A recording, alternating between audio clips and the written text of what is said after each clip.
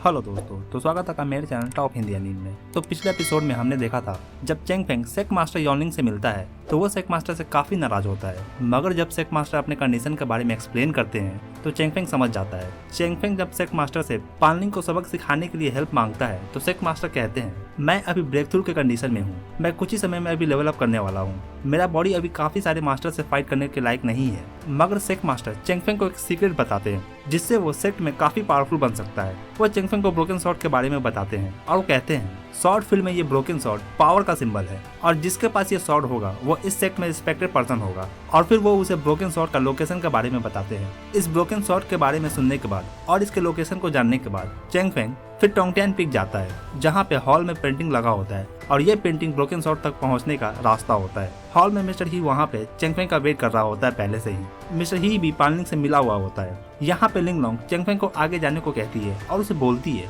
तुम जाओ, मैं अपने टीचर मिस्टर ही को रोकती हूँ यहाँ पे। फिर इसके बाद चेंग फेंग उस पेंटिंग में चला जाता है। पेंटिंग के अंदर दो बंदे फाइट कर रहे होते हैं, उनमें से एक सीनियर यांग होते हैं और दूसरी डीमन सेक्ट की एक लेडी होती है। चेंग फेंग दोनों के फाइट को जाकर डिस्टर्ब करता है और वहाँ पे सीनियर यांग को ग्रीट करता है। सीनियर यांग चेंग फेंग के पावर को जब फील करते हैं तो उन्हें समझ में आता है उनका सोल का एक टुकड़ा चेंग फेंग ऑलरेडी एब्जॉर्ब कर चुका है। सीनियर यांग यहाँ पे चेंग फेंग को अपना पावर देते हैं जिससे वो आसानी से उस डीमन लेडी को फाइट में मार देता है और 1000 साल के इस प्रिजन से सीनियर यांग को आजाद करता है। और इसी के साथ ही लास्ट एपिसोड खत्म हो गया था। और अब आगे एपिसोड 177 के स्टार्ट में हम देखते हैं जब चेंग फेंग डीमन लेडी को मार देता है फिर वहाँ पे स्काई में एक तरह का गेट ओपन हो जाता है। उस गेट को देखते हुए सीनियर यांग कहते हैं, चेंग फेंग तुमने मुझे कभी ना खत्म होने वाले किस्मत से बचाया है। तो इस पर चेंग फेंग कहता है, सीनियर यांग आपने मुझे काफी कुछ सिखाया है, आपने मुझे जो सिखाया है उसका कोई मोल नहीं, मैं आपके लिए ये तो कर ही सकता हूँ, मैं आपकी इस दरिया दिल के लिए इतना तो कर ही सकता हूँ।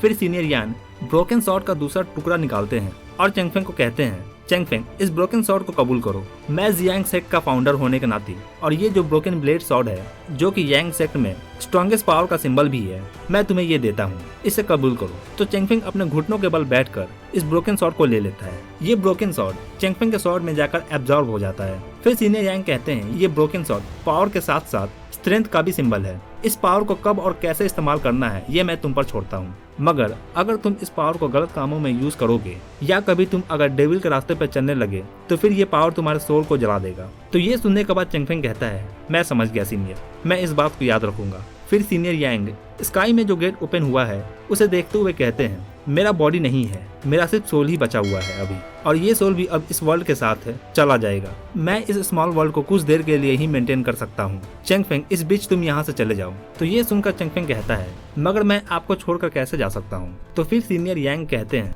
चेंग फेंग ऐसा तुम्हें नहीं बोलना चाहिए, तुम्हें यहाँ से जाना चाहिए, ये जगह तुम्हारे लिए नहीं है, तुम मत रुको यहाँ पे। फिर नेक्स्ट सीन में हम देखते हैं इधर टोंगटियान हॉल में मिस्टर ही और पानलिंग दोनों एक साथ होते हैं और उनके साथ में कुछ मास्टर भी होते हैं। यहाँ पे लिंगलोंग को पकड़ कर रखे हुए होते हैं। यहाँ पे पानलिंग मिस्टर ही से पूछता है, तुम कह रहे हो कि चेंग फेंग इस पिक्चर स्क्रॉल में एंटर किया है, ये कैसे हो सकता है, ये इम्पॉसिबल है, ये तुम्हारी लापरवाही के कारण हुआ है कि वो तुम्हारे हाथों से बचकर चला गया। और पानलिंग इधर काफी गुस्सा हो रहा होता है कि चेंग फेंग उसके हाथों से चला गया। फिर तभी वो पिक्चर स्क्रॉल जलने लगता है और फिर उस पिक्चर स्क्रॉल से एक पावर निकलता है जिससे एक गेट ओपन होता है और उस गेट में से चेंग फेंग निकलता है। उसके निकलते ही 3 मास्टर चेंग फेंग को तुरंत ही घेर लेते हैं और पानलिंग कहता है, चेंग फेंग तुम इस पिक्चर स्क्रॉल में छुपे हुए थे और इधर मुझे लग रहा था कि तुम बचकर भाग गए हो। और फिर कहता है, मैं इसे तुम सभी पे छोड़ता हूँ। मगर इससे पहले कि वो चेंग फेंग पे अटैक करते हैं, चेंग फेंग अपने न्यू पावर ब्रोकन स्वॉर्ड के पावर को यूज करता है और जब चेंग फेंग इस पावर को यूज करता है फिर इस पावर को वो मास्टर्स रेसिस्ट नहीं कर पाते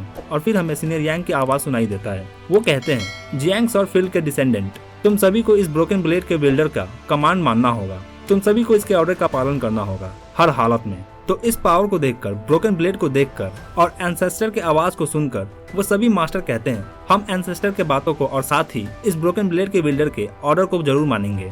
ये देखकर मिस्टर ही कहता है, ये क्या हो गया, ये ब्रोकन ब्लेड तो सच में सच निकला, ये तो सच में है और ये मेरे हॉल में इतने समय से था और मुझे पता भी नहीं था इसके बारे में। इधर पानलिंग उन मास्टर को कहता है, तुम सब अब तक क्या कर रहे हो, अब तक तुमने चेंग फेंग को ठिकाने नहीं लगाया। तो इस पर चेंग फेंग कहता है, पानलिंग अब सिचुएशन रिवर्स हो गया है। और फिर इन मास्टर को देखकर कहता है, बिजुए फेंग ग्रीन बैम्बू पीक से मेरे बातों को सुनो, मैं ब्लेड बैरियर होने के नाते मैं तुम्हें कमांड करता हूँ कि जाओ और जाकर पानलिंग को अरेस्ट करो जिसने सेक्ट के अंदर केओस फैलाया है और सेक्ट में सिर्फ तबाही ही किया है। तो इस ऑर्डर को सुनकर पानलिंग वहाँ से भागने लगता है, मगर वो मास्टर पानलिंग को वहाँ से भागने नहीं देते और पानलिंग को पकड़ लेते हैं। पानलिंग को पकड़ने के बाद चेंगफेंग उनसे कहता है, मेरा एक और रिक्वेस्ट है आप सबसे, मैं चाहता हूँ कि आप ली गोंग को जाएं और जाकर बचाएं, जिसको पानलिंग ने कैद कर रखा हुआ है, और उसके साथ मिंग लांग और मून तिसेंगे को भी कैद करके रखा हुआ है। चेंगफेंग के इस रिक्वेस्ट को सुनने के बाद वो सभी वहाँ से चले जाते हैं उन्हें बचाने के लिए। फिर चेंगफेंग लिंगलोंग के पास आता है और उसे गले लगा लेता है। लिंगलोंग भी चेंगफेंग को ठीक देखकर काफी खुश होती है और वो उसे गले लगाते हुए रोने लगती है। इधर पानलिंग फ्रीज होता है और कह रहा होता है, इस तरह के हालत में मैं कभी नहीं आया, लगता है कि अब मेरे पास कोई और चारा नहीं है, मुझे अपना सीक्रेट टेक्निक का यूज करना पड़ेगा, मुझे डीमन हैंड को समन करना पड़ेगा। चेंगफेंग तुम बस रुको थोड़ी देर, चेंगफेंग तुम बस थोड़ी देर में ही तुम मेरे हाथों मरने वाले हो।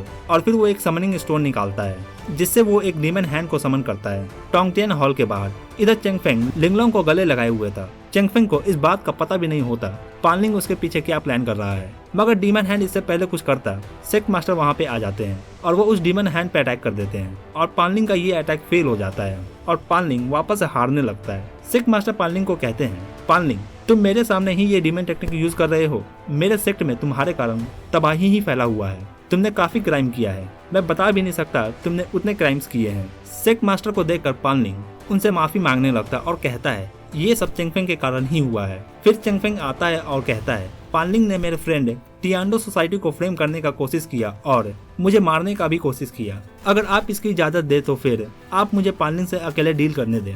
तो सेक्ट मास्टर ठीक है बोलता है। तो चेंगफेंग पानलिंग से कहता है, पानलिंग मैं तुम्हें एक और चांस देता हूँ, हम दोनों 1-on-1 बैटल करेंगे, अगर तुम जीतते हो तो फिर मैं तुम्हें यहाँ से जिंदा जाने दूंगा, अगर तुम हार जाते हो तो फिर तुम्हारा भी वही अंजाम होगा जो तुमने ची रुटियान के साथ किया था। तो पानलिंग ये सुनकर सोचता है ये अच्छा मौका है यहाँ से जिंदा जाने का और साथ ही इस बच्चे को मारने का भी। फिर दोनों फाइट करते हैं। पानलिंग के हर अटैक को चेंगफेंग डिफ्लेक्ट करता है, फिर चेंगफेंग अटैक करता है और पानलिंग चेंगफेंग के अटैक को बस किसी तरह से रोक रहा होता है। चेंगफेंग कंटिन्यू उस पर अटैक करता है और हर अटैक पे चेंगफेंग कहता है ये ली गोंग के तरफ से, ये ची रुटियान के तरफ से, ये लिंगलोंग के तरफ से और ये मेरे तरफ से। पानलिंग हारता हुआ देखकर अपने स्पिरिट को समन करता है, मगर जब चेंगफेंग अपने स्पिरिट जियांगलो को बुलाता है तो पानलिंग ये देखकर चौंक जाता है और कहता है ये क्या, इसके पास तो ये 9 बेबीज है और इसका स्पिरिट मेरे स्पिरिट से ज्यादा पावरफुल है। जियांगलो उसके स्पिरिट को एब्जॉर्ब कर लेता है, उसके स्पिरिट के एब्जॉर्ब होने के कारण पानलिंग वहीं पे बेहोश हो जाता है। फिर सेक्ट मास्टर बाकियों को उसे पकड़ने को कहते हैं।